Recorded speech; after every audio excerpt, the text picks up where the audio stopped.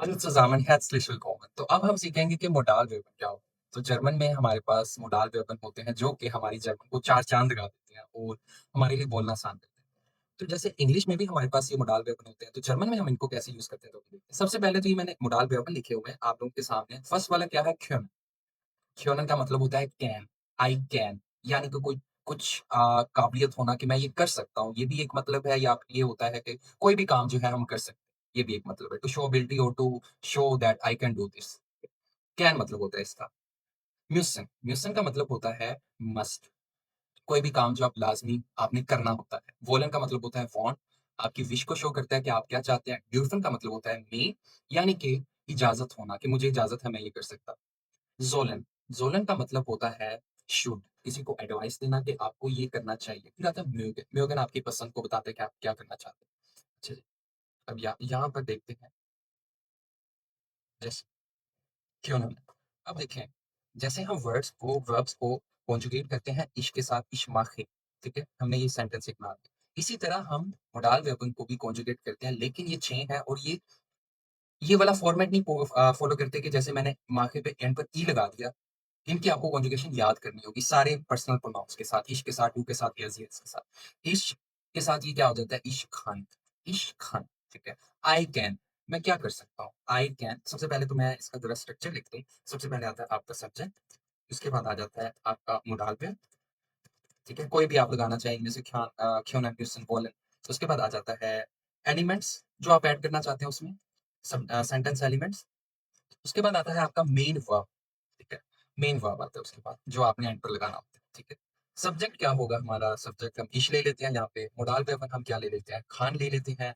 Element क्या ले लेते हैं हम? जैसे कि मेरे पास एलिमेंट्स ऑब्जेक्ट हो सकता है, ऑब्जेक्ट मेरे पास है फुसवा, ठीक है?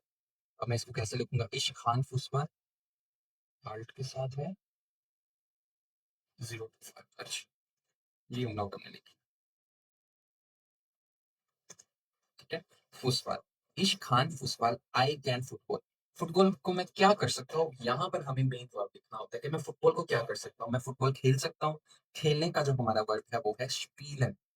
आई कैन प्ले फुटबॉल, ठीक है? आई कैन क्या है यहाँ पे? खान, फुटबॉल, फुटबॉल और ये जो है हमारे पास स्पीलन, इसका मतलब होता है टू प्ले। सॉरी ये umlaut नहीं है, ये जस्ट यू सिंपल यू आएगा यहाँ पे। Football, I can play football, ठीक है जी? ये हो गया खान के साथ। इसी तरह हम म्यूसन के साथ बनाते हैं, हम एयर को यूज़ करते हैं। एयर के साथ क्या आ जाता है? यानी कि ही हैव टू, उसको क्या करना है? या मुस, उसको क्या करना मतलब उसके लिए क्या ज़रूरी है करना? या मुस क्या लिखते हैं आप? या मुस टे माखन। अब ये देखिए मैंने क्या लिखा? या मुस टे, ही हैव टू टी, अगर आगे मैंने वर्ब लगाना है जिससे मेरा मतलब कंप्लीट होगा। He have to make tea, उसको चाय बनानी है। ये मस्ट है कि वो कहता है कि मुझे लाज़मी चाय बनानी है, उसके बगैर उसका गुज़ारा नहीं। अब ये देखो, म्यूसन के साथ हो गया वोलन, ज़ी के साथ हम लिखते हैं, यानी कि शी, ये जो ज़ी है, ये शी वाला ज़ी है और मैंने इसको बड़ा इसलिए लिखा है क्योंकि जैसे इंग्लिश में हम फर्स्ट लेटर को कैपिटल लिखते हैं, जर्मन में भी हम फर्स्ट लेटर कैपिटल लिखते हैं। ज़ी विल, वो चाहती है, वो क्या चाहती है? ज़ी विल, फॉर एग्ज़ाम्पल हम कर लेते हैं, वो जर्मन सीखना चाहती है। ज़ी विल डॉइच lernen, ठीक है?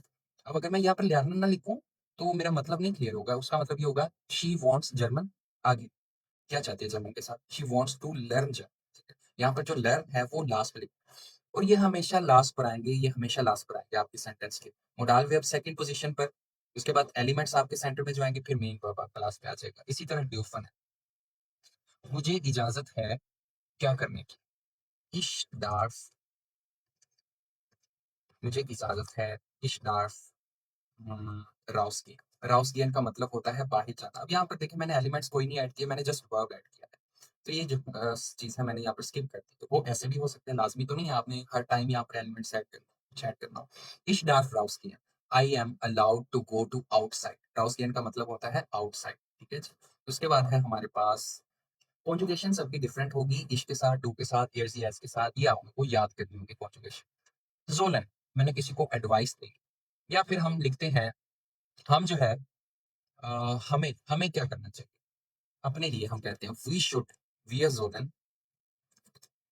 हमें जो है जर्मन सीखनी चाहिए। wir sollen Deutsch lernen, ठीक है? हमें जर्मन सीखनी चाहिए। wir sollen Deutsch lernen। इसी तरह अगर मैं किसी को एडवाइस देता हूँ, उसको ये कहूँगा, du sollst तुम्हें जर्मन सीखनी चाहिए। डू सोल्स्ट डॉइच लर्न। ठीक है जी। उसके बाद आता है म्योगन।